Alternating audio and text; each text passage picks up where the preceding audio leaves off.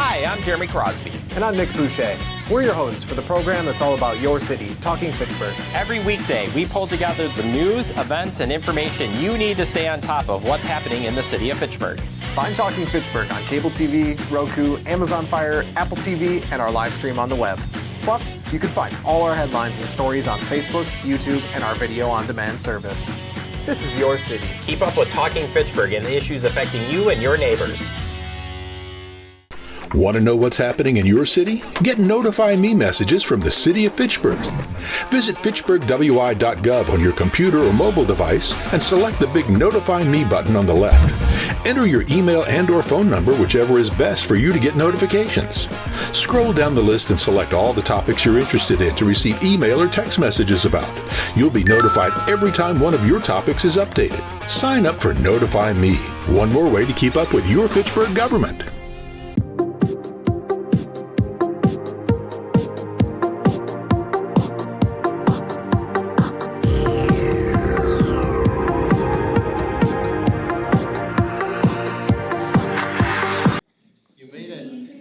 Ta-da, nick of time. I'm moving you from the absent row to the present row. Good evening, everyone. It is April 10th, 2025 at 6:30, and this is the monthly meeting of Fitchburg's Transportation and Transit Commission. For the secretary, I'll note that all commissioners are present. We have no members of the public on Zoom or here in the room, so we will move on to the approval of the agenda. I'll entertain a motion. I'll move approval. Second. Thank you, Bill and Logan. Anybody want to make any changes to the agenda? Seeing none, all in favor of approving the agenda submitted, say aye. Aye. Aye. Any opposed?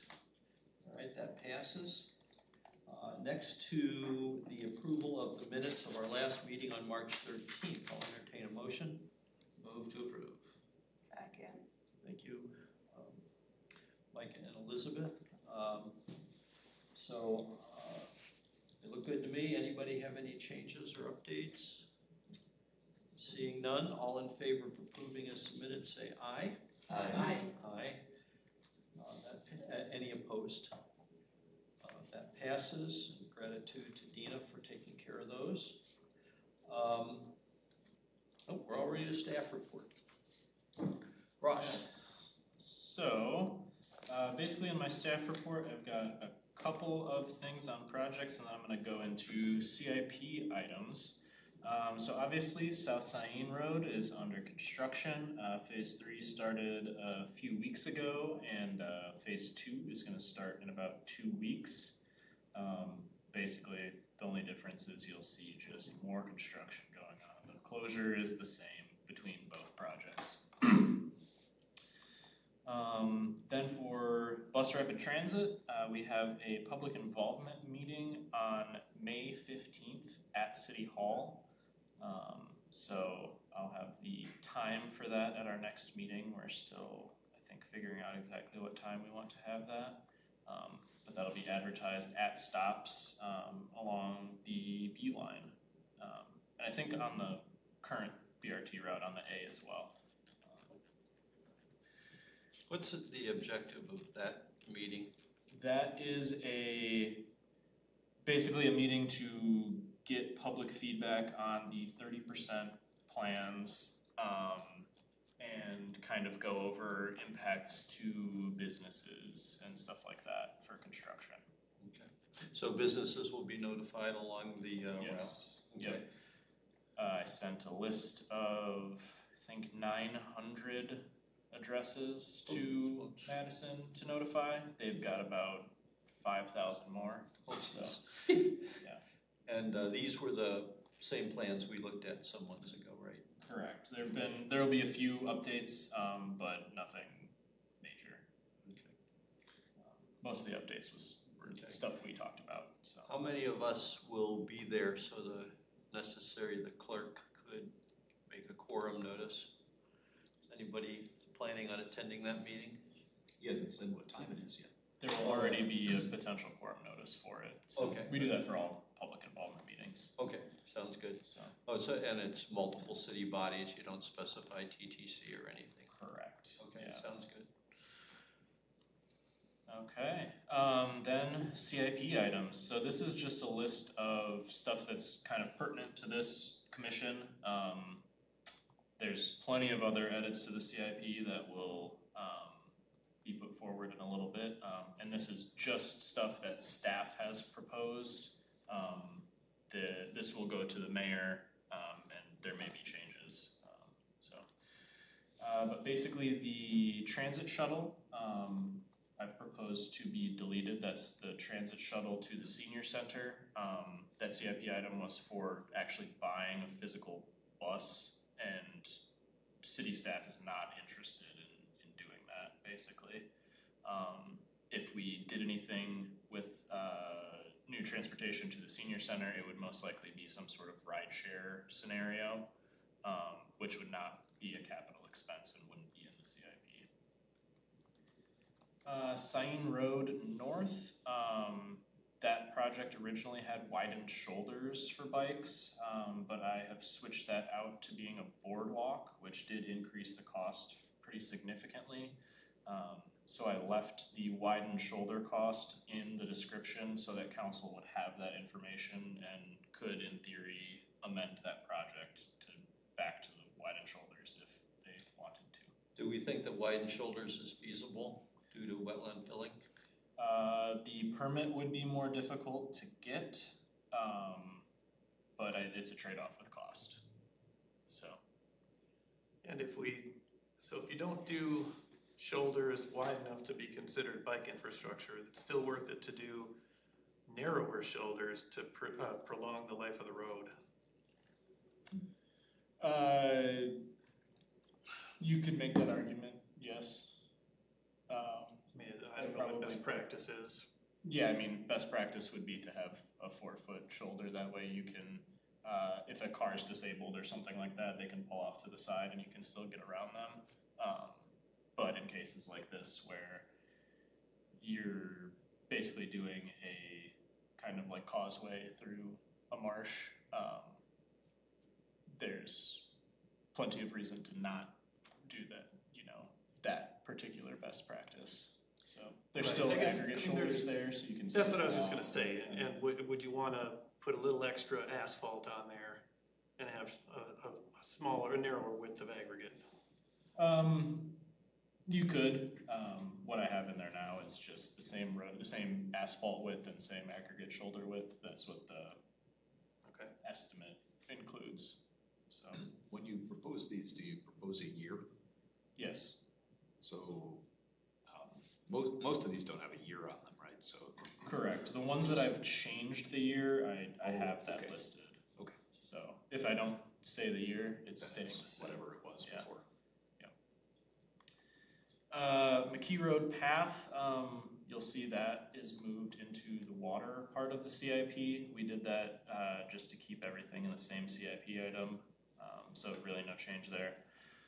Sidewalk maintenance and improvements, we've been having trouble keeping track of the budget for the sidewalk and the path, which was previously one CIP item, so we just split them apart.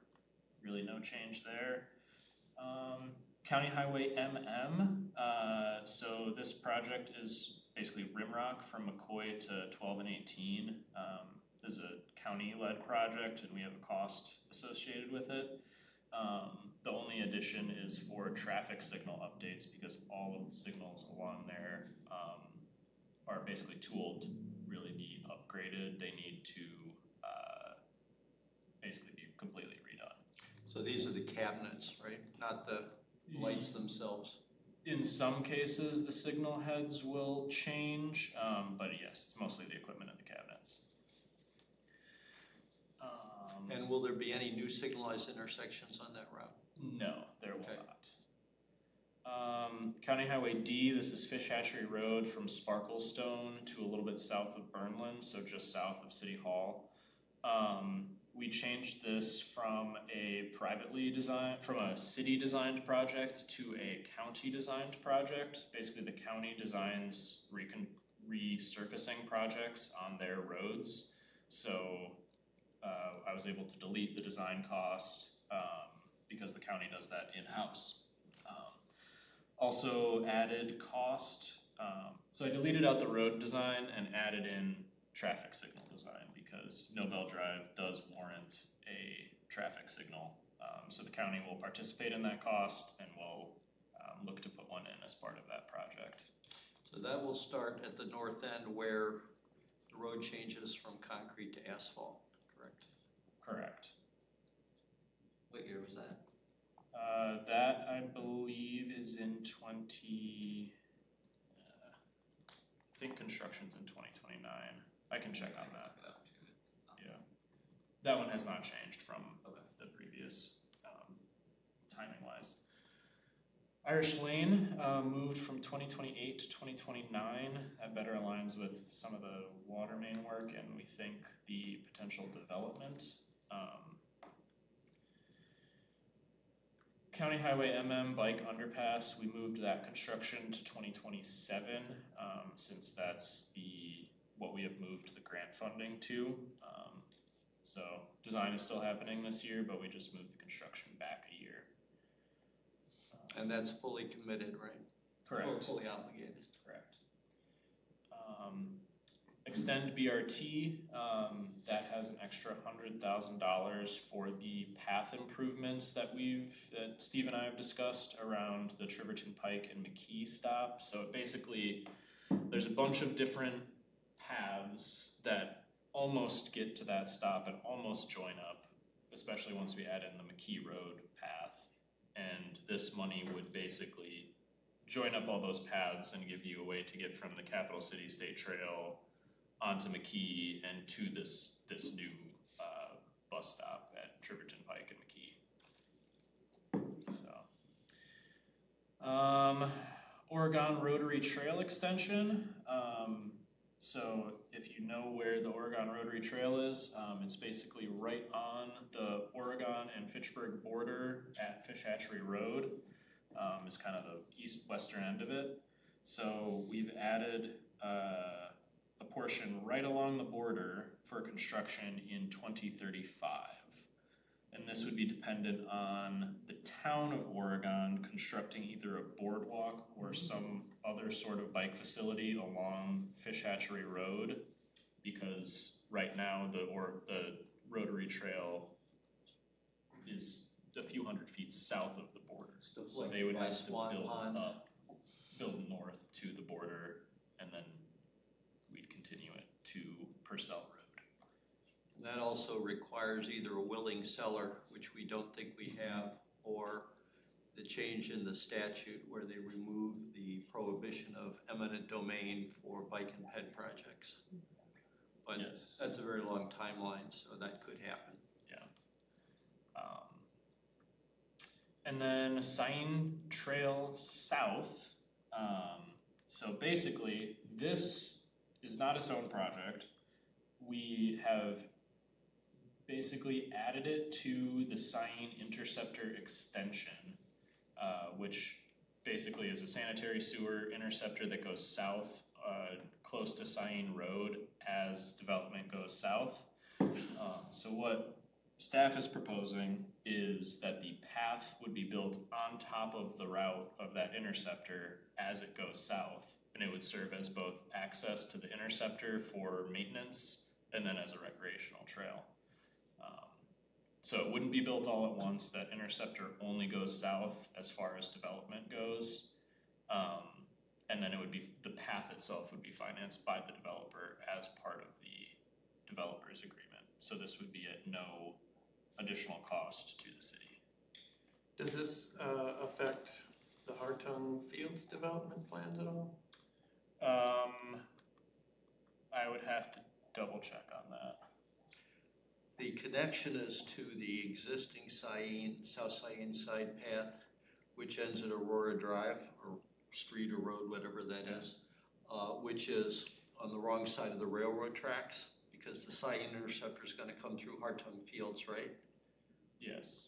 You eventually come probably under the railroad tracks at some point, or else will have laterals under the railroad tracks. The route that I projected would cross the railroad tracks at Syene, at Irish Lane, and continue south on Bidawee Trail. Bidawee Trail, and then it would be all new right-of-way along the railroad tracks to the south. So I don't know where the Syene interceptor goes, but that will be determined by topography. Mm-hmm. And the other concept that's a little different from what I submitted was that I wanted a feasibility study going all the way to Main Street in Oregon, North Main Street, so that in the future we could apply for active transportation infrastructure grants or TAP grants to do the design, and then later, and I'm thinking in the $10 to $20 million range, a big grant to construct it. So that would be a different timeline than Ross is talking about. And getting it on the CIP is the main thing, because then staff can look at these possibilities. You know, I would prefer to not wait decades and decades for urban development to get all the way to the village of Oregon before we build this, because the need is actually now. Although the need is a little bit less now that we have decent paved shoulders on MM, but it's not low stress. No. Because of the speed of the traffic there. That's my CIP update, and that's the end of my staff report. Any questions for staff? I have a couple. Of course I do. First of all, for Rimrock and that whole project, how much do we have a say, since it's county led, in terms of any traffic calming or sidewalks, anything like that? Whatever we'd want to do, more like a roundabout at Oregon Road. I'm just kind of curious how much we have input into this process to potentially make that a little bit less of a stressful place for non-drivers as we look ahead to talking about Vision Zero tonight. Yeah. So this is a resurfacing project, so they're not changing any of the roadway geometrics, except for they're making the bike lanes that are currently there, they're adding buffers to those. So they're changing some paint around, and they're getting that extra width by narrowing the center two-way left turn lane. Okay. But otherwise, there's no geometry changes proposed for this. Okay. We do, basically when the county does one of these projects in an urbanized area, we go through with a county representative, we mark all of the sidewalk and curb that is damaged or we want replaced. That includes curb ramps. Also up in Southdale, there's all these like concrete crosswalks that the asphalt and the concrete have settled at different rates, and it's pretty terrible to plow, and some of them are difficult to walk across. So we're taking those out completely. They're going to be regular crosswalks. All of that is at city cost, because the county would prefer to just put a 2-lane rural road with aggregate shoulders, and that's all they say they're responsible for. So all the sidewalk and curb is all the fault of the city that's urbanized around it. So, And we can do most of what we want as long as we pay for it. yes. So what happens when a full reconstruction is needed for that section?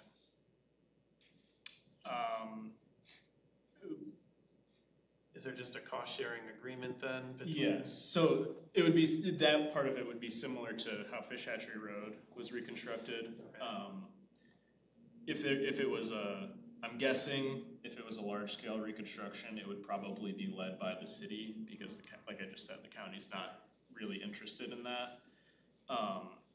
And that's how Fish Hatchery Road was reconstructed, was the city was interested in doing it as kind of like, an urbanization and economic driver. So there's a big cost sharing and maintenance agreement that laid out what the county would pay for and what the city would pay for. Okay. And how it would be maintained for the next. And the city can Useful choose the life. design. Right. Mhm. Yeah. But still has to be approved by the county because it is still a Indeed. county highway. Indeed. And on a different subject, my other question was about the public meeting for the 30% BRT plans. I'm gonna try not to be a stickler here. If we hold the meeting at City Hall, it's not accessible to those who ride the B, since the B does not go to City Hall. Do we have the possibility of moving it to like the Hilton Conference Room, or like talk to the High Line, or like Terrace Point or something, to see if we could get it on the line so that those who are dependent on it and don't have vehicles wouldn't have to be burdened to voice their concerns? I just would worry that we may not hear from the people who directly ride it as much if they can't get here. Yeah, so the last round of public involvement for the BRT we held at the Is it The fairways? Fairways, hotel in one of their ballrooms.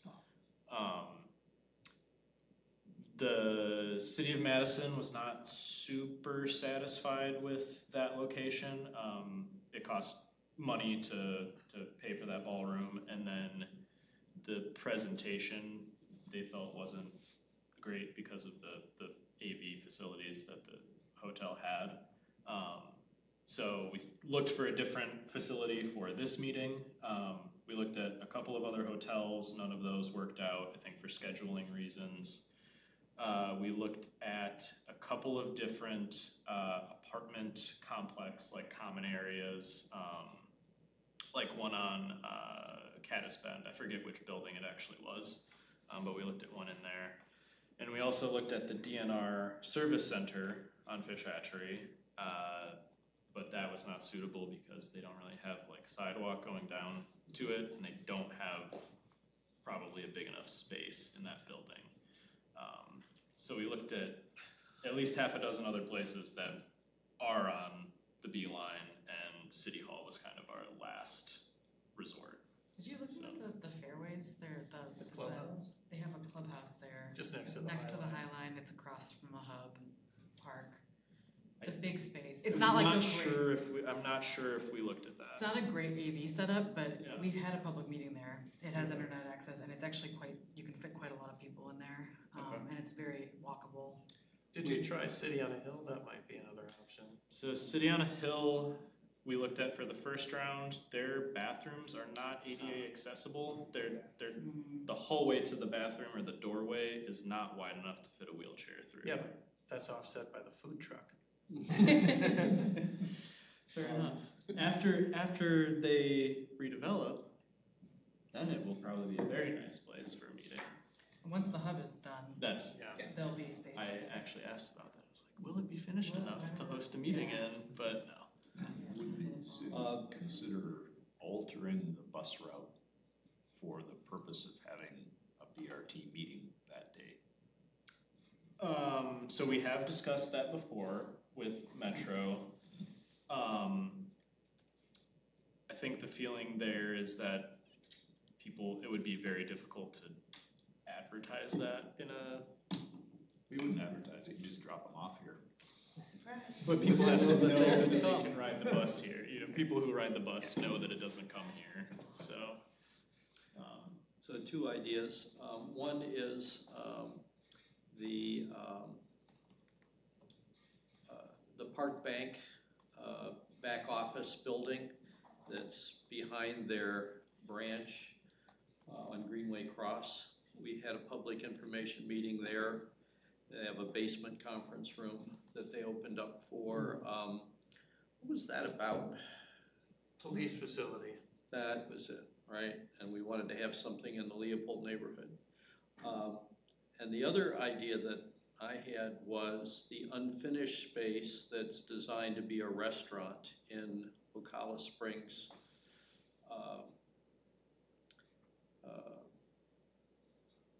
Apartments that's there on Ocala Drive. That would require us to bring in chairs, but that is something that Parks and Recreation knows how to do because they do it for example, Memorial Day. They take tons and tons of chairs.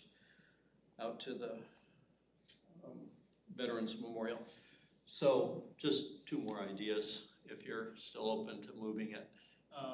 I can ask. I believe they were printing flyers for it. They're done. Okay. Yeah. We got white out. Yeah.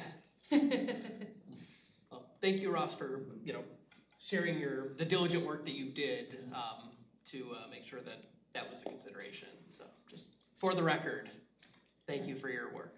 Our next public meeting should hopefully be at the hub, Yes. and then problem solved. Yes. Exactly. Okay, I have a quick question.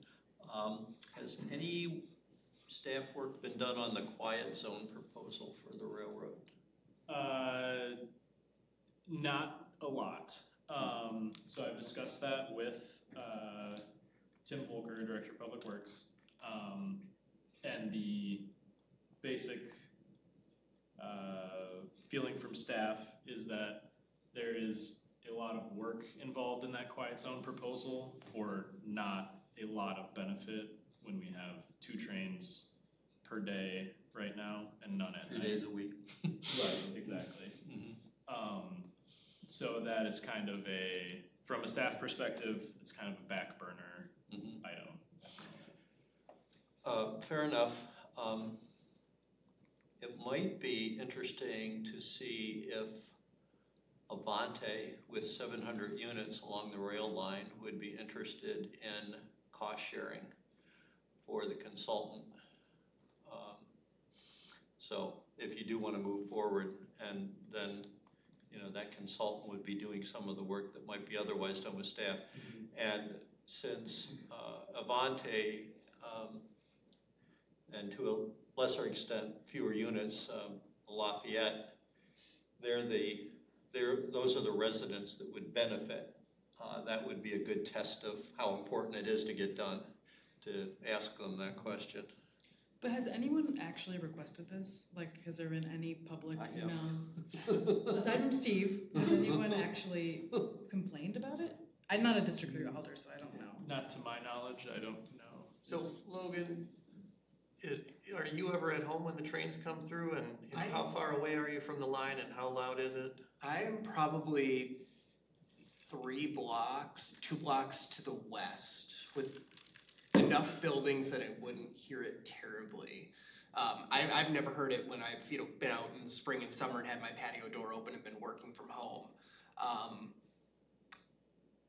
And even when I've been out, walking around the neighborhood, haven't heard it being too much of an issue. Certainly, as somebody who grew up partially next to an Amtrak line, it's I certainly got used to it. Just part of city life. Yeah. Arguing against myself, one person I mentioned this to said, "Oh, don't stop that. I love to hear the trains." I mentioned it at Plan Commission too, and everyone was like, "Is that a problem?" Yeah. That was what everyone said. And Is it a problem? It we doesn't. considered the discussion in this commission and at Plan Commission. Yeah. So. Yeah. All right. Did you request it just because of the based I on somebody? I requested it because it was sort of in the original plan for Uptown. And so that was to say, okay, we will sequence these things along. So it had to close West Clayton, open Central Park Place, and because you cannot put a crossing in where an existing quiet zone exists. You have to get all your crossings established before you establish the quiet zone.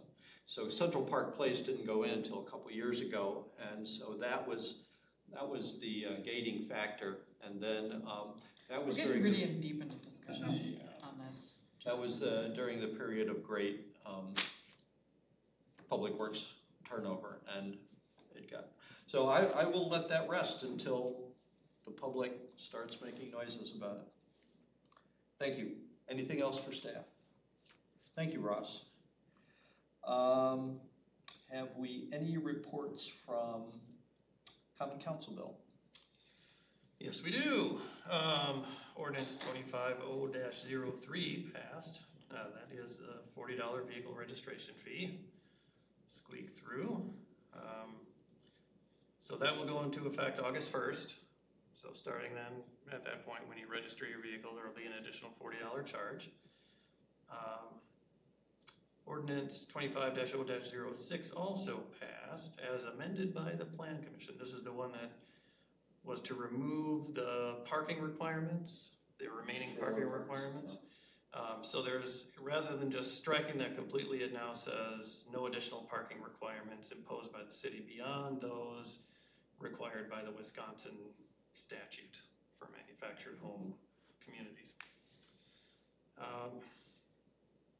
2025 street resurfacing bid was approved, so that's moving forward at the normal pace, I presume. And I guess maybe the most noteworthy item there is that stretch on Osmondson that was left over from last fall is gonna be, that'll be like first in line-ish, Ross, is that true?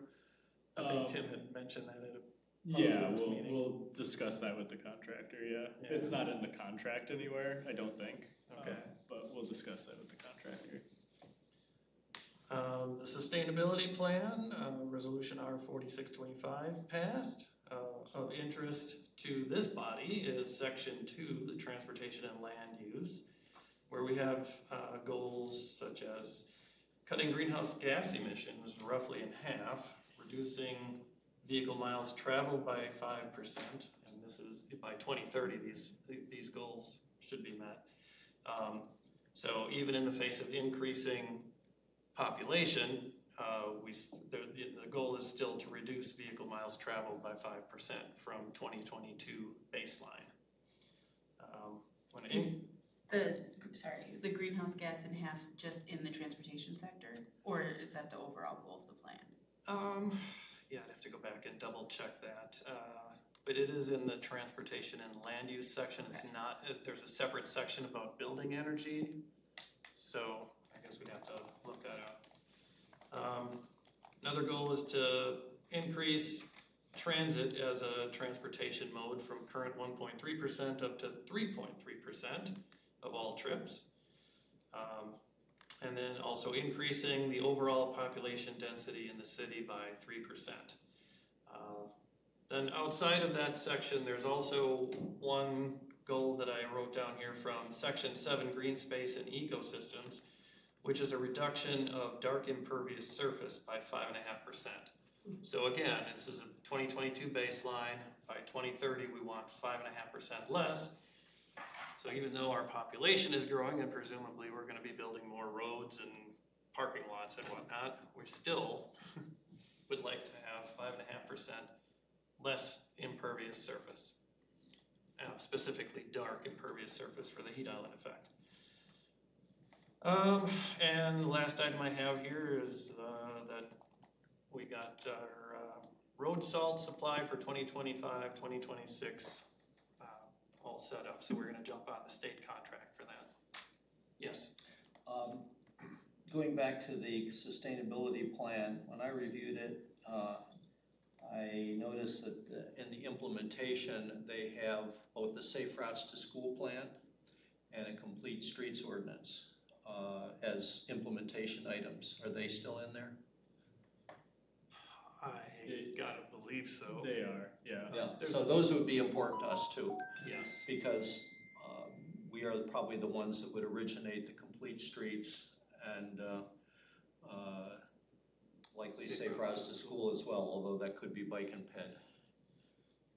Yeah, there's, I don't remember how many, 175, something like that, a menu of 175 action items in there. And so you can, I definitely recommend that you read section 2, transportation and land use, because there is an awful lot of good stuff in there. And I did pull it up, it's 50% in the sector. Okay. And all of the action items are, it's kind of a menu thing where you pick the action items you want to do to achieve the goals. So we wouldn't necessarily do every single thing in the action items section. Correct. And Phil has done a lot of work to massage all of those action items. So he's got a big spreadsheet, and it appears in the Tuesday council meeting packet. So he's broken them out into tier 1, tier 2, and tier 3. Tier 1 is the low-hanging fruit. Tier 3 is the stuff that's either more time, more effort, more dollars.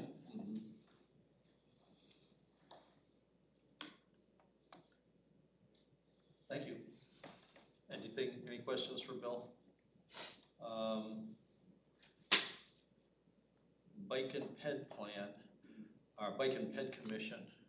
So you did not go to that? No. But I did. But I didn't make a report. And I'm kind of blanking on what all we've discussed. But I know that they're working on the Bike and Ped Plan update. I listened to the meeting. There was also a fair amount of discussion about bike audits and walk audits. Yes. And whether, you know, the amount of mental energy and time and effort required to go through the actual worksheets as opposed to, can't I just take a picture of this and send it to Ross? They also talked about organizing group walking events. Yes. Oh, yeah. Yep. All right. I will not ask for questions for Ross. Gabriella?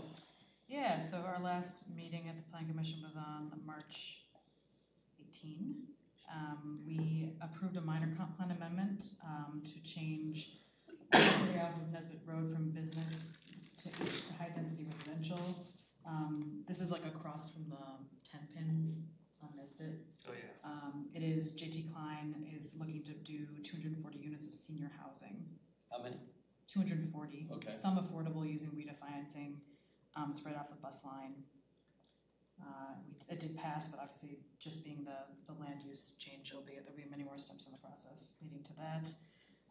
There was a final rezone for a project on Rimrock and Maloney Drive to do I think it's a row of 12 townhouses and 4 duplexes. Oh, yeah. 8 homes and 4 duplexes on a big corner lot. That is fine. That has been discussed for a long time. There was like a long process of a minor comp amendment that failed and then bring it back. So it's been out there for a long time and it's finally moving forward. Question on that one. Yes. I had submitted some comments from Bike Fitchburg about asking them to do a side path along Rimrock Road. It was included in the packet. Excellent. Yes. Well, but that was included in the packet, but. Was it included in the rezone? Yes. Well, it's my understanding that path is not going to be made. Okay. I'm trying to remember if we discussed that specifically. I think we heard that directly from Deanna. Yeah. They're not going to grade for it or anything, huh? There's a sidewalk there. But this is just the rezone, so yeah. Okay. There's a lot so more. they need to come up with a comprehensive development plan. I They have a site plan. They do have a site plan right now, but I don't know. There's more steps in the process. Okay. We did an ADR on the Lacey Road Water Tower, which is exciting. We did a final plat in the Nine Springs area to separate out 2 lots. One will be a Life Point and UW Rehab Hospital, and one is going to be a multifamily development that's still very vague in terms of what it will be. Come again, where that is? It's uptown. It's Nines uptown. Okay. Yeah, so it's Smart Code area. Cheryl and Green Market Place. Okay. Yep. We did an ADR for the Jamestown Crew Car Wash off of McKee Road near McKee and Fitzrona. We did an ADR on Illuminous Senior Housing remodel, just a remodel of current senior housing because there's some less than desirable. It just needs some updates. There was, and the rest of them are things that we already passed in council, so. Yeah, for the public who might be watching, an ADR is an architectural and design review. Yeah. And a question for Ross. There's some excavations and so on going on at the interchange on the east side. Is that for the water tower or is that work not started yet? At the interchange, at the water tower site? Yeah. Well, I can't tell if it's the water tower site or adjacent in that private landowner. The northwest corner of Northwest corner of the interchange. I am not 100% sure, but I don't know of anything else going on. I had assumed it was the water. That's been going on for quite some time now. Well, there's been a lot of stuff down in the valley between north of Lacey Road and west of MM, but this is up on top of the drumlin, and so that's why I wondered if it was related to the water tower. Well, just my curiosity. Okay, any questions for Gabriella? On to council items. We have a resolution to discuss. Let's start out with a motion to recommend approval, and then we'll have discussion, or staff report and discussion. I'll move approval of resolution R6925, adopting a Vision Zero policy. Second. Thank you, Bill and Gabriella. Your report, Ross. Yeah, so this is the Vision Zero resolution that we've talked about a few times at this commission. So just for background, Vision Zero is a strategy to eliminate traffic deaths and severe injuries on roadways. Part of Vision Zero is kind of a shift in viewpoints towards the ideas that traffic deaths are preventable. We should integrate human failing into road designs. We should prevent fatal and severe crashes instead of thinking about just preventing collisions.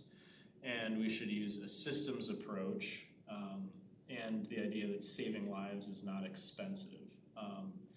City of Fitchburg has demonstrated these general values in previous road construction projects and in the recent rewrite of the traffic management plan to try to make traffic calming more accessible to residents to start that process. And actually adopting a Vision Zero policy would kind of enshrine these values, and it would be part of the comprehensive safety action plan that will hopefully be funded by the Regional Safe Streets Community Safety Enhancement Partnership, which has been previously supported by Common Council in R 141-24.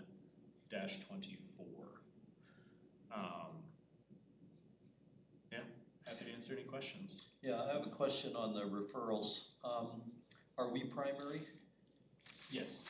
Generally, the primary body is last and we are first. And so I'm wondering if... What's the date back to council? Because it's a scheduling thing, right? So if we... May 13th. Yeah. Yeah. So so our May meeting is before that.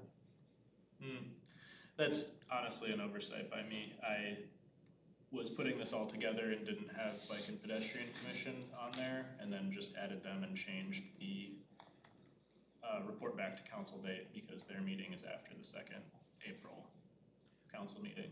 So can you update the referral, or can we have it back? We could postpone. We need it at our May meeting. Then we would be last. Because the idea is the primary commission sees all the amendments. Should be able to review any amendments.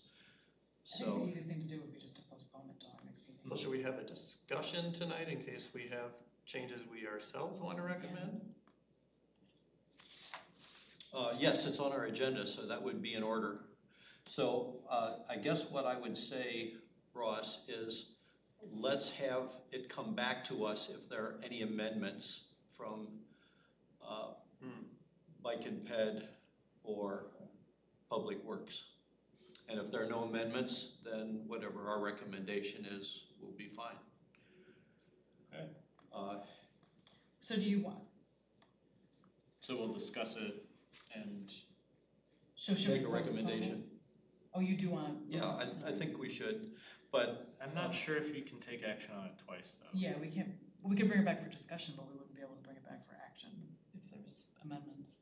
I think that we could, it will be the first of all, we would only see it if there were any amendments, and it would be the first time that we saw those amendments. So we're not really taking, I don't think we can take action on it. Yeah. Like we couldn't say that we agreed with the amendments or disagreed with the amendments. Why not?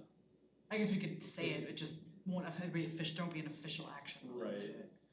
I think to me, it would make more sense to have a discussion and then not take action on it tonight. And then but then it would still have to come back either way because we haven't taken action on it. So if we do a good job of discussing it tonight, then when it comes back up. That we go boom, boom. Yeah, exactly. The other thing we can do is our representative to the council, Bill, will be the one who makes a motion. And if we have a slightly different version than the other two bodies, then he can make our motion. But, well, let's start the discussion anyway, and then we can decide whether we want to take action or table until, what's that date, May what? May 13th. May 13th, and the council is May? No, the council is May 13th, Oh. TTC is May 8th. Okay, Yes. Yeah. okay, that would be right after Bike and Ped. Okay. So you have the draft and you have all the background information. I think that that should be familiar to us all by now. I see that the draft, comparing to the previous version we had, has, it splits the second whereas clause into two. I think gives a little more clarity.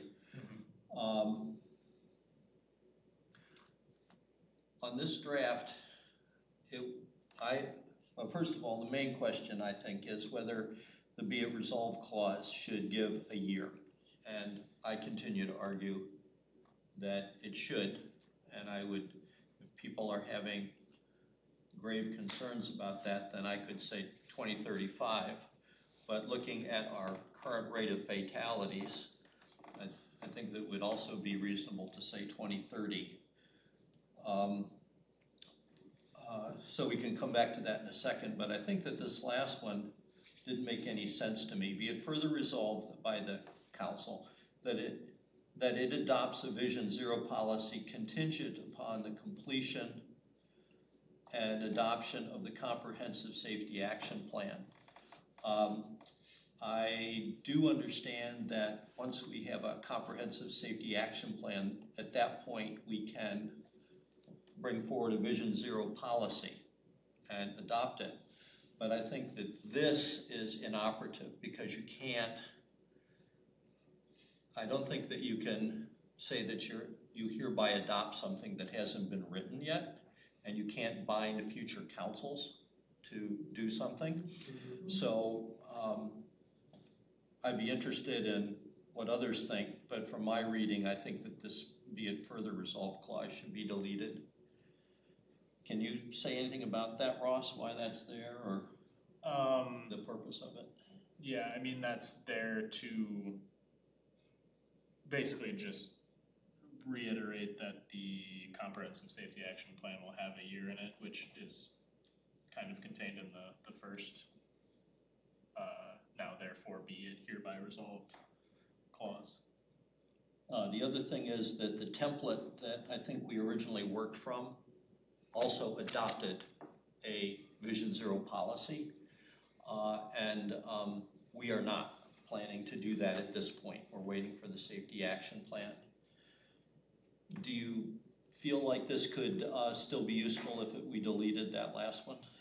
So the way this is written right now, and the title of the resolution, this would constitute adopting a Vision Zero policy, but the policy is just contingent upon the completion and adoption of the Comprehensive Safety Action Plan.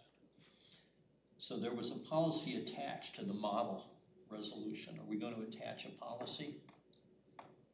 Or is the policy simply that?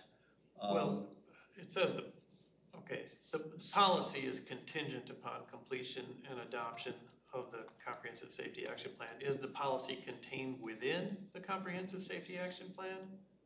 Is that in effect going to be the Vision Zero policy? It could be, yes. Try to remember the kinds of things that were in the policy, and I don't have that printout.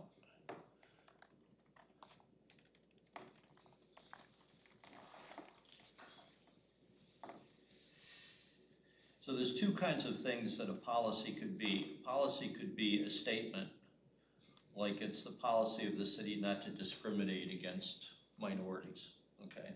That's all that you need to say. Or it's the policy of the city to work toward no deaths on the roadways. So that's a policy. But another kind of policy is a great big long detailed thing, a document that you adopt. And the model resolution says that Vision Zero is a good thing and we're gonna do it, and we hereby adopt this attached policy, which is kind of detailed in law. I don't think that this can or should adopt a policy that's in the safety action plan or attached to the safety action plan that's not yet written. I think that this would need to take the former approach that it's the policy of the city that we're going to use as a safe system approach. We're going to change our paradigm, and the goal is no serious injuries or deaths, and that the safety action plan will provide the detailed implementation. But I don't think that we can say in this document that we adopt that safety action plan. Am I making any kind of sense? Yeah, I think it's probably a good idea to not attach a specific implementation plan to this resolution anyway, because this is a process that's going to last many years and best practices will change over the course of that. So, you know, your idea of more generic platitudes is probably correct. Yeah, I thought the purpose of this was more, I don't know, how to- just like This is a vision. It's aspirational, thank you. Aspirational. Yeah, aspirational and not the policy, because we're not prepared, we're not actually prepared to execute a policy. To say under what conditions an intersection should be a roundabout. Exactly, yeah, we can't actually, we're not ready to do that, but we want to move towards that. The previous version of this says that the Common Council, that it will adopt a Vision Zero policy upon completion of the Comprehensive Safety Action Plan. Is that, because that is not. Essentially what this says. Well, this right? says that it adopts contingent, yeah, I mean, it's just, I guess that reads as if it's pushing it off. What if we were to title this? This is Yeah. more specific. What if the title of the resolution was Adopting Vision Zero? And then this document says that the council's on board for this concept and for the safe system approach, and that the policy would come later. I mean, we could say that in here, that the policy would come later, or we could just not mention a policy. So would you also delete the last "be it further resolved" clause with that name change? Yes, because as I say, I don't think we can, the council cannot adopt something that's not written yet. You could say it will adopt, but then you get into the binding future councils kind of problem. Which I think is the problem with the previous one. So I think that we could say that the council anticipates adopting a Vision Zero policy contingent after the completion and adoption of the Comprehensive Safety Action Plan. Sorry, what did you rename the resolution to? Adopting Vision Zero. Just adopting Vision Zero. Okay.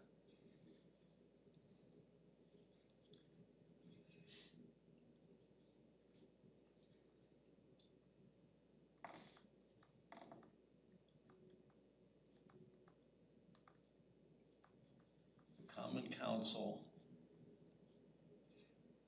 sort of a statement of intention.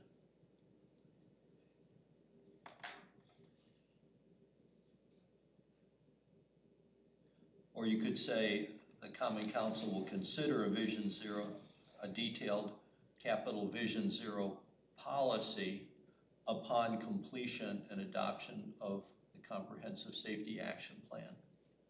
Now that's mentioned in the whereas clauses, right? The Comprehensive Safety Action Plan.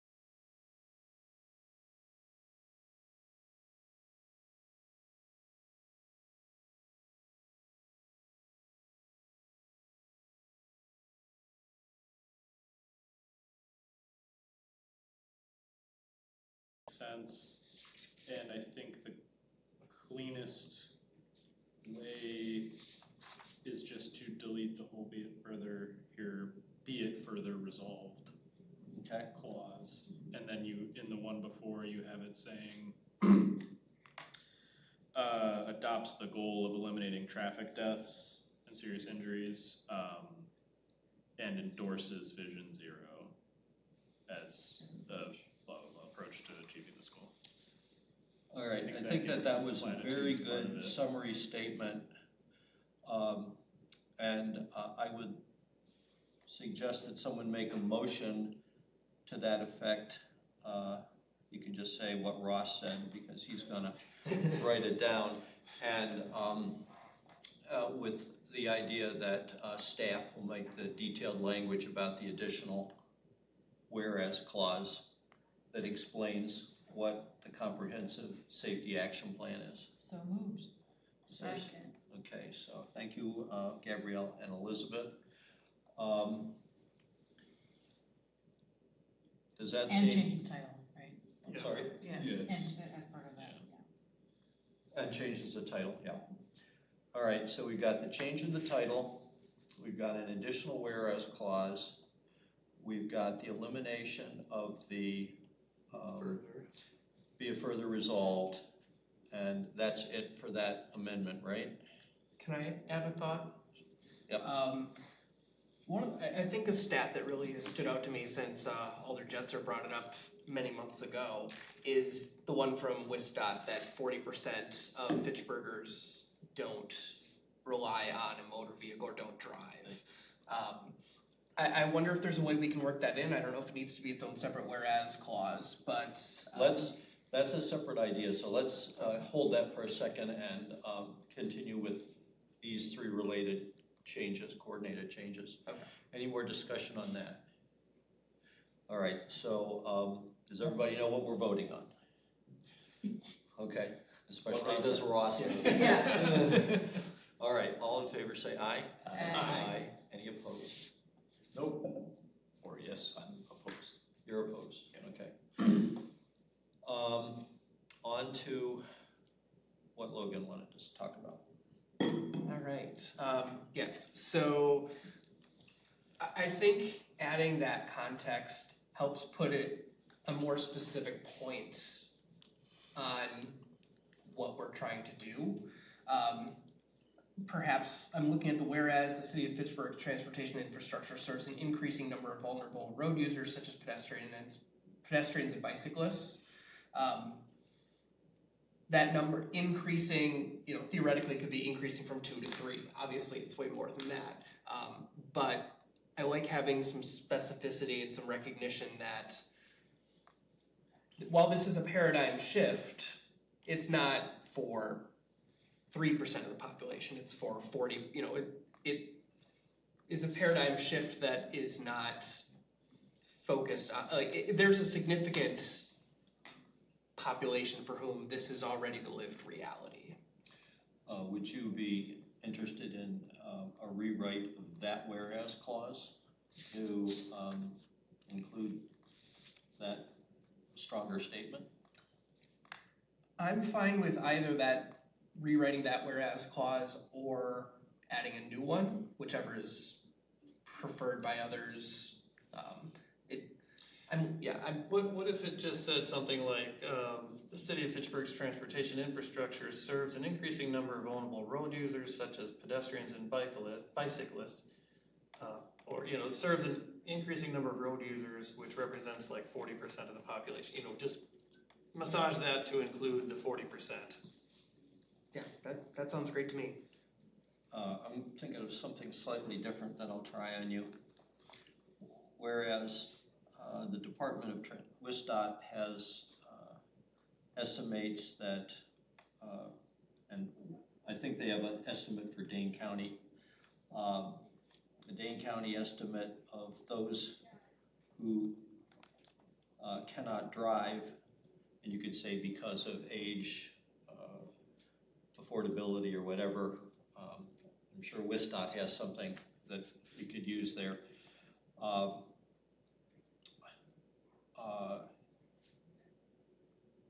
And the transportation system has to serve all users, including those who bike, walk, use mobility devices, and take transit. So, in other words, I would lead with the strongest part, which is the 40%. Or there's a different jurisdiction, I forget whether it's a county or the city or whatever, but 1/3 I've also seen. We do have language about serving all road users. Oh, that's right. Later on in a few. Yep. So. My one thought, Steve, to that is, I don't know, and I'm just, this is initial reaction here, I don't know how I feel about saying don't drive because A, B, C, D. Okay. I see the value in it. I also am thinking, does it make much of a difference? Like, this is the lived reality. Yeah. Would you say, could we say don't or can't? I would say don't. I think that's how the WISDOT statistic is Okay. phrased. Okay. Yeah, because we don't know whether or not they can just choose not to. Yeah. And you're not going into the reasons. Yeah. All right. So are we closing in on language to modify this clause? If only we had like a journalist or somebody Yeah. who writes for a living that could. Yeah. Yeah, too bad. Do you want to make a motion? Sure, I'll make a motion that we amend the whereas clause that we've been discussing here, which is the 1, 2, 3, 4th from the bottom on the first page, to say something along the lines of, whereas the Wisconsin Department of Transportation estimates that 40% of Fitchburg residents do not drive or do not primarily use a motor vehicle, whatever's accurate based on the language of the statistic is. City of Fitchburg do not rely on a motor vehicle. And I think I'm fine leaving it there. Semicolon and. Yes, semicolon and. Okay. It should say at least 40%, because if you go to the WISDOT page, it just says 40% or more. Okay, yep. Okay. Any further discussion on that? Oh, is there a second? I'll second. Thank you, Elizabeth. Is there any further discussion on that? All in favor say aye. Aye. Aye. Any opposed? Rick? It's just a sentence change, so it doesn't affect the overall resolution. No, It's fine. it does not. It does not. All right. Are you voting no? To his change of sentence, Yes. no, I'm not voting no. Okay. Are you abstaining? Right. Well, I would propose a bigger change, and that in the whereas, therefore hereby resolve clause, that we change a future year to be determined by the upcoming comprehensive safety action plan to the year 2030. And I'm hoping for a second. I'll second for the purpose of discussion. Okay, so let's have a discussion on that. So So we discussed this before, but what do we want to recommend to the council? Can you remind me, does the comprehensive safety action plan have like a deadline when it'll be done? I mean, is your concern that one won't get set because a plan and then a plan? I am concerned because if you look at this ancillary material that was provided to us, it emphasizes the importance of having a firm date. And so, for example, under leadership and commitment, it says, the mayor and key elected officials and leaders within public agencies, including blah, blah, blah, within a specific time frame. And then on the leadership and commitment page under, the expansion of that, it says, setting an explicit timeline for Vision Zero is part of this core element because it underscores the urgency of the issue, provides measurability, and incorporates the fundamental safe systems principle that these traffic tragedies are preventable. So kind of that's the national best practice, is to set a date And I would prefer not to deviate from that by saying, we're gonna do a safety action plan and we'll set a date in that. And I have the same question. So what is the timeline of the action plan and is it funded? It was, I think, contingent upon some funding, right? Which has not yet been obligated. The current timeline of the safety action plan is that we hear about the funding, hopefully any day now. We would put out a request for proposal that the safety action plan be finished sometime in 2026. And then we would adopt it hopefully in probably at this point Q4 of 2026. I just personally have my doubts that this will be funded by the federal government. And it's all federal. It's all federal. And when you say we'll know within a couple days, That's my hope. Okay. We won't. I was curious more of along the lines of, should this be maybe something that waits until the next TTC meeting? Like, would we have a concrete yes or no by, was it May 7th, 8th? Not that you can predict the future, but. I kind of doubt it. We were supposed to know in February, and from my understanding, the MPO is getting, they're not getting any response from the federal government. Yep, look at the way the tariffs are waffling around, it's chaos. So, if let's assume the best. I like to be an optimist sometimes. This will be one of those times. Assume that the comprehensive safety action plan, everything goes as Ross just described, and we don't put a year in. Would this then, would the safety action plan include the year, or would this resolution without a year then come back and say, hey, now we have this, now we just take this and plop a date in, and it goes back through and gets reapproved? So the resolution approving the comprehensive safety action plan would also include a year. Okay. A Vision Zero goal. Yes, within yeah. that resolution.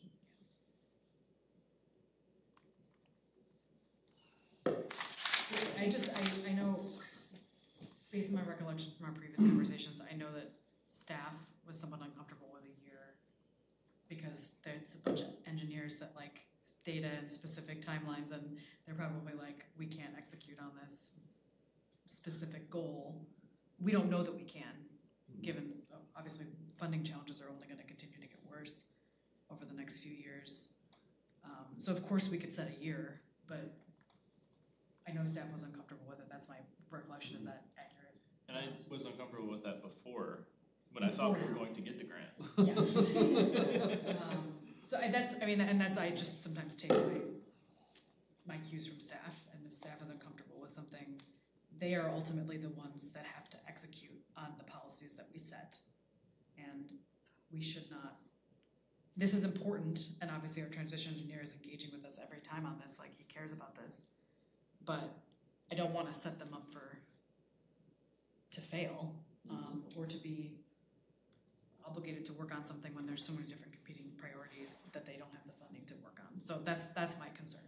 I kind of echo that. I understand, like, from this document that I recommend you have a year, but also the draft that came, I assume, with this document also included the Vision Zero policy that you recommend along with it, which is kind of what the safety action plan is. So like, I think that year stems from adopting the policy and the recommended resolution that came from all these drafts, and we're not including that at this time.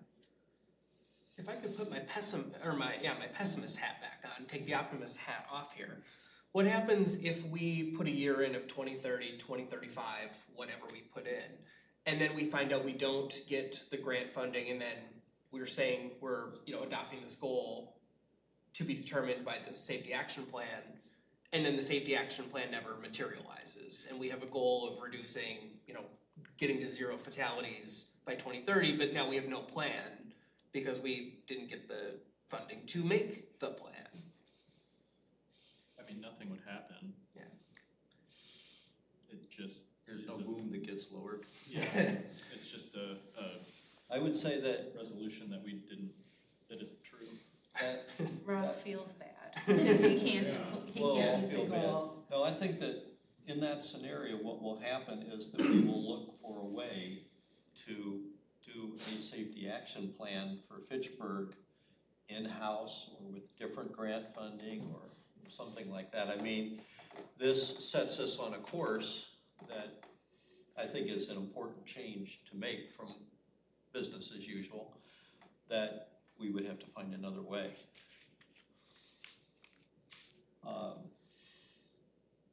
I'm going to suggest under future agenda items that we talk about the Safe Streets for All grant application.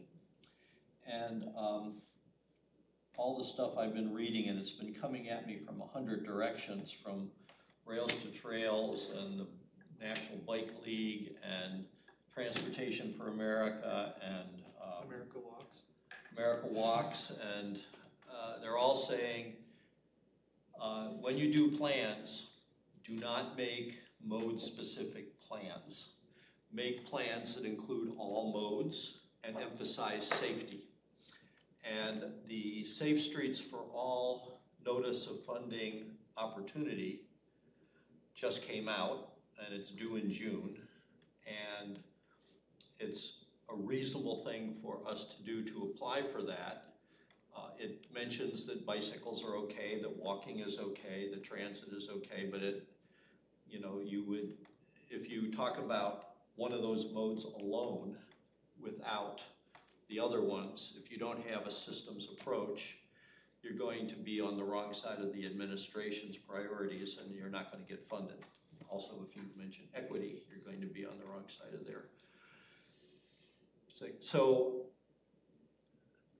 Safe Streets for All, US DOT is accepting grant applications even though all of this funding is all on hold for re-examination of the conformance with the administration's policies. So this grant that is funding this comprehensive safety action plan is Safe Streets for All, right. So my thought is that if we find out that this one is canned or reduced or held back for some reason, there is a new opportunity to apply for something that's more conformant with what the federal administration is looking for, that we could fund it. Are we gonna be notified as to whether or not we get funding before the new opportunity to apply elapses? In June? Yeah. Don't know. And would we be penalized for applying a second time because we don't yet know whether the funding is coming through? We just send the same application for the new one and see if they notice. Or would they disqualify us for applying twice? Probably control F out diversity and equity and all those. Yeah. But I mean, is it the same funding, the same goals? It is. It's the same grant It's program. the same grant. What it is, though, applying is that twice? it's another. Well, the last time it was the MPO that applied for a regional grant. Yeah. Okay. And so, if this one doesn't come through, it's clear that we should have the opportunity to apply again. As Fitchburg As or Fitchburg. as MPO? As Fitchburg. Oh, okay. Well, the MPO could apply again as well. If it Yes. gets denied one year, they can apply the next. Let's hold that idea and get back to this. So, Just for comparison, if I look at Sun Prairie's adopted resolution on the same topic, much simpler, less text, and I'll read you the sentence that is what they resolved to adopt. That the Common Council of the City of Sun Prairie, Dane County, Wisconsin, hereby adopts the Vision Zero goal of reaching zero fatalities and serious injuries to travelers by utilizing effective education, engineering, enforcement, and data analysis, period. Doesn't refer to any other plan. No first date either. It doesn't put a date to it. It simply adopts the goal of zero fatalities and serious injuries. well, could get rid of by all the way up to endorses, or all the way up to and endorses. And then we're not saying, oh, we're gonna have a date sometime in the future. That would be the Sun Prairie approach. The second by. That it adopts the goal of eliminating traffic deaths and serious injuries and endorses Vision Zero as a comprehensive and holistic approach to achieving this goal.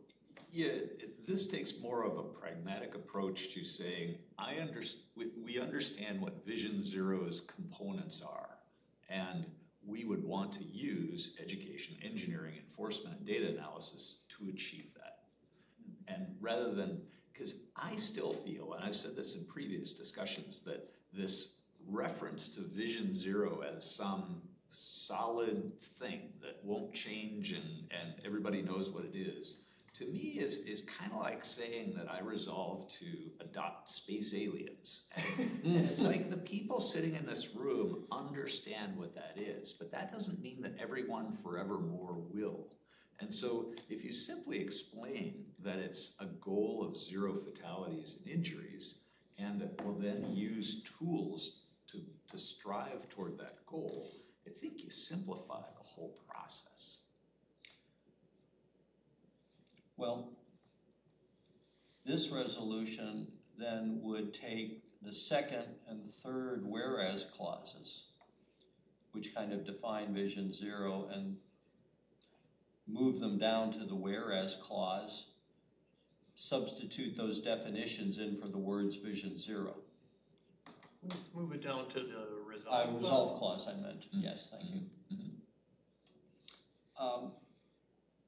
I am fine with using Vision Zero as a well-known thing, and Rick and I are going to disagree on this. Well, Other yeah, I thoughts? mean, it is defined in the second and third whereas clauses. So, I mean, do you feel like it's still ill-defined? Oh no, I mean after it's reading a those 20-page document out there in No, Vision Zero land. Well, no, it says Vision Zero is the concept that traffic deaths and serious injuries on our roadways are unacceptable, and it's a holistic strategy aimed at eliminating all traffic fatalities and severe injuries suffered by all road users while increasing safe, healthy, equitable mobility for all. In this resolution, Vision Zero is referred to as a concept, a holistic strategy, a program, a resolution, a comprehensive and holistic approach, and a policy.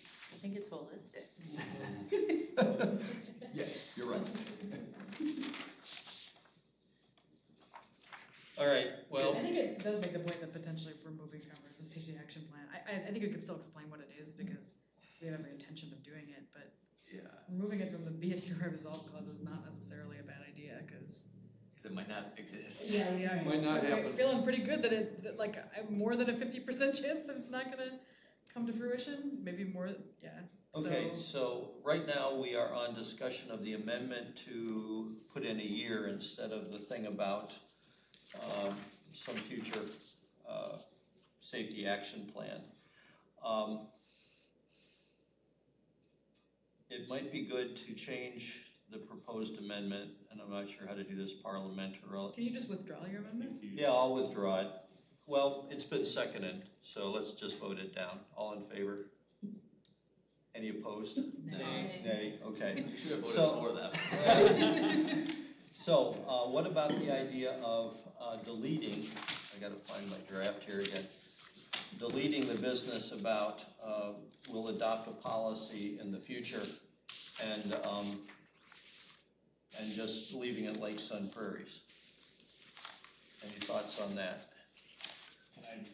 Go ahead. Can I read what I think you are saying? Yes, Please. please. Yes, thank you. So the now therefore be it hereby resolved clause would read, now therefore be it hereby resolved by the Fitchburg Common Council that it adopts the goal of eliminating traffic deaths and serious injuries and endorses Vision Zero as a comprehensive and holistic approach to achieving this goal.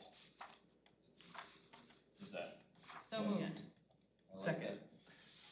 Okay, so Gabriella moved that amendment and Logan seconds. Do we want to discuss this more? All in favor of that amendment say aye. Aye. Any opposed? I still don't like Okay. All right. Well, it's good to have discussions. Is there appetite for one more? Try it, see if you get a second. So the fifth whereas clause says, in the second half, therefore transportation planners and engineers and policymakers are expected to improve the roadway environment policies and other related systems to lessen the severity of crashes. That is the only action item in the entire resolution, in the set of whereas clauses. It feels out of place, like it should be part of the resolve clauses. And I'm wondering if we should just say, I think we're gonna roll in the weeds, if I'm being honest. yeah, well, it would cut it in half. Basically, we say, whereas Vision Zero recognizes that people will sometimes make mistakes and the road system and related policies can be designed to ensure that those inevitable mistakes do not result in severe injuries or fatalities. Or I would keep should, but I agree with you. I agree, everything you said with should instead of can. Yeah. Well, again, should is an action word, whereases are supposed to be like, here's the way things are. Sure. So you were talking about removing that clause, or? Removing the, therefore, transportation planners and engineers and policymakers are expected to improve the roadway environment policies and other related systems to lessen the severity of crashes. We would remove that. Remove that, okay. Yeah. And then Where are we? the fifth whereas, the big long one. Yeah. Yes, okay. So that's an amendment, Yes. second, Second. okay. Further discussion? So why, can I just, why do we wanna remove that? Does it feel, I mean, to me, it feels out of place in a whereas clause, because you're saying that some action is recommended, rather than every other whereas clause in there is like, here's a definition, here's a current set of conditions, blah, blah, blah. This is the one and only thing that says people ought to be doing this particular thing. Okay. I mean, it does seem like if we want to keep it, it should be a there, I mean, it literally says therefore, so it should probably be a therefore. I mean, it's something we're telling the staff to do. I think it's implicit in Vision Zero though, right? Or, Okay, so Right, I mean, the adoption, can the you, holistic approach, I think covers it. That's why I think we can get rid of it. so it's fine by me, where are we getting, what are we getting I rid don't of? really care. The second, basically the second sentence. Everything after therefore. Everything after therefore. Right. Yeah. Okay. So, and then there was the two other words I switched so to and then I switched should to can. So again, Read the whole thing. whereas Vision Zero recognizes that people will sometimes make mistakes and the road system and related policies can be designed to ensure that those inevitable mistakes do not result in severe injuries or fatalities. Okay, so it's more of like a statement of what's occurring in the world. Right. And not a. Statement of fact rather than a call to action. Yeah. See, I don't think, I mean, I don't care that much, but I don't think it's a call of action because I think it's saying what Vision Zero recognizes. It's a statement of fact that Vision Zero recognizes that policies should be designed to ensure that inevitable mistakes do not result in severe injuries or fatalities. I interpreted it like Elizabeth. I think that should is okay.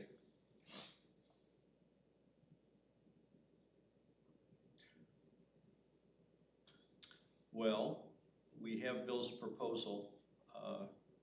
Does, any more discussion? I like Bill's changes, makes it shorter.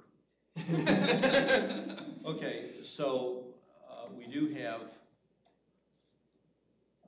the business about taking out from therefore down to crashes. But you also want to change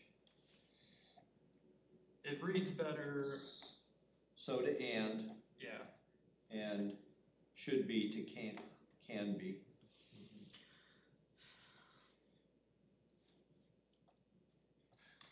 Sure, I'll vote for that. Anybody else have a discussion item? All in favor of Bill's proposal, say aye. Aye. Any opposed? All right, are we done The main motion? Further discussion for the main motion? Seeing none, as amended, the motion is to recommend adoption, recommend approval for the council to recommend to that the council approve resolution R6925 as amended. All in favor say aye. Aye. Aye. Any opposed? I'm still a nay. Okay. All right. May I ask a question for Ross? Yep. Shall we provide a red line version for the future committees? Yes. Or- Yeah. So, otherwise this will be the world's most confusing referral sheet. Yes, I think I'm gonna work with Jamie and see if what the least confusing way to put a red line version in Yeah. will be. Maybe just an edited version or something. Yes, Or yeah. both, I Yeah, guess. take this and edit it into a Yeah. red line and mark that it's recommended by TTC. Yeah. Okay. Well, that shot our agenda for the evening. Except for the transit update. Well, that's what I'm saying. We're pretty out of time. Ross, what did you have in mind for number 8 here? So I just had a couple of things proposed for the route extensions or the any route modifications for the transit plan. And this is kind of a month early from the schedule I set, so if we want to postpone this, it doesn't impact that schedule we talked about last time at all.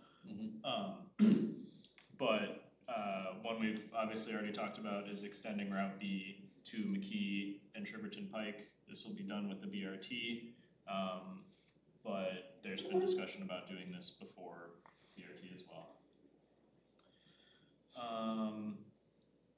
Route 65 would be a service and route extension, so it would be all-day service and then extending from basically City Hall up to the Triberton and McKee stop, so that you could switch off to the B and actually get into Madison in a slightly faster way possibly. And then for Route 75, that would be expanding within Fitchburg to all-day service to match what Verona has expanded. And then also, Bill sent an email with a couple of other route extensions, so.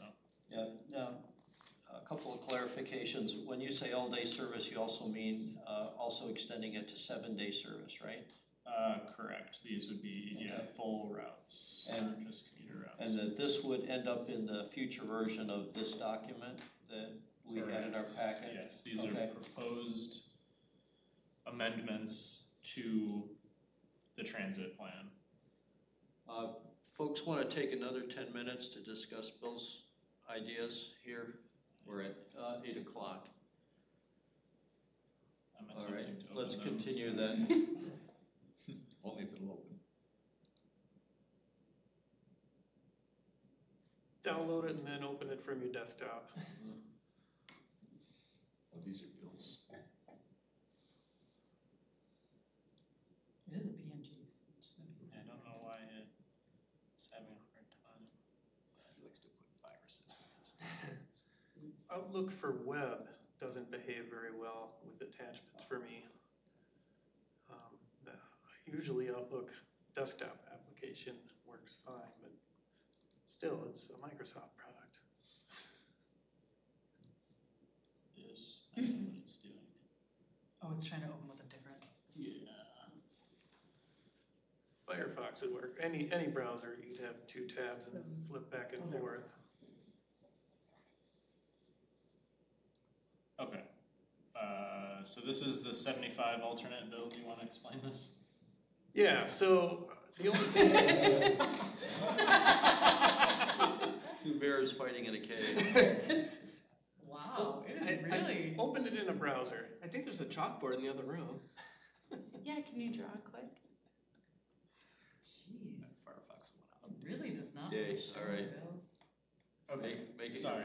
So this is 65. The 65. So rather than going up Fishantry Road, which has 0 residents, could we instead go up Mickelson Parkway and then we would have our, you know, our end of line dwell period at Treverton Pike there, and then hang a right on Fish Hatch, or on McKee, a right on Fish Hatch, and then a right on Brendan, and then come back down Mickelson Parkway and another right on Fish Hatch, you know, so that we go past the condos where there's several hundred residents rather than just along Fish Hatchery Road.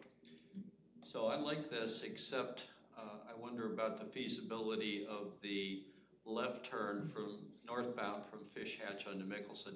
Now, admittedly, this is the traditional transit route that went away with the transit reorganization, is it ran on Mickelson. And I guess that historically they have turned left there and it works okay.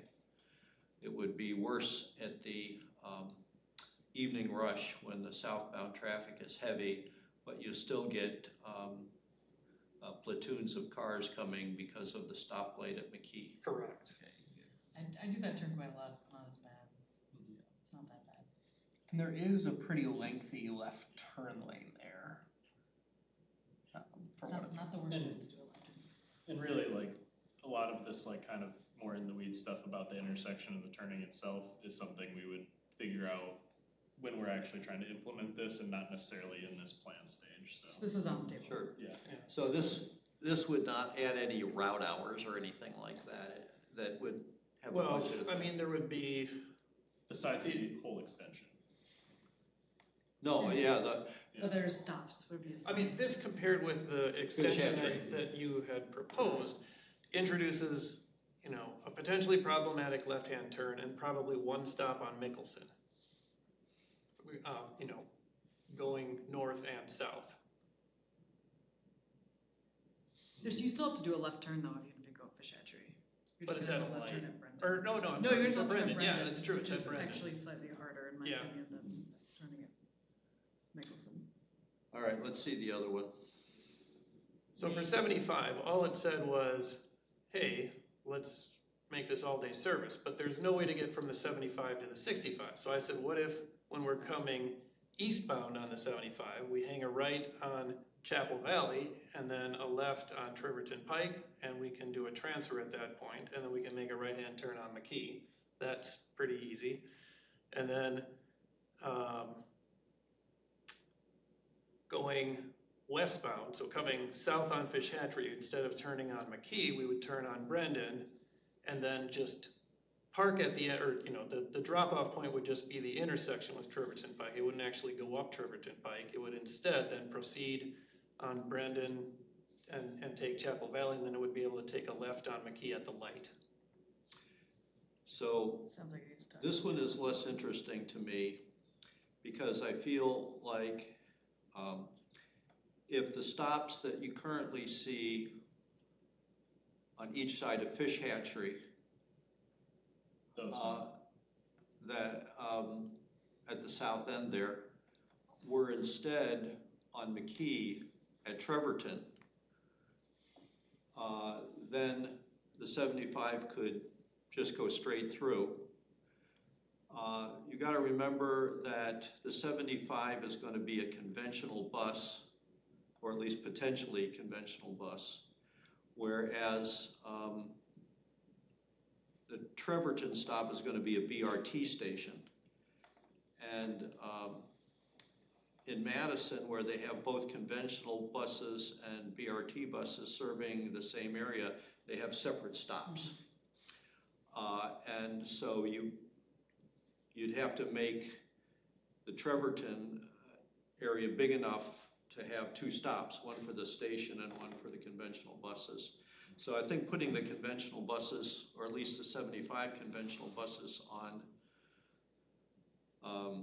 McKee and having people, they would have to cross McKee. That was my primary thing I wanted to avoid, is to give people a way to get, you know, let's say Logan wanted to go to Target. He would jump on the 65, and then how does he transfer to the 75 to get over to Target? And then once he's done, how does he come home on the 75 and transfer to the 65 without having to cross a 4-lane road?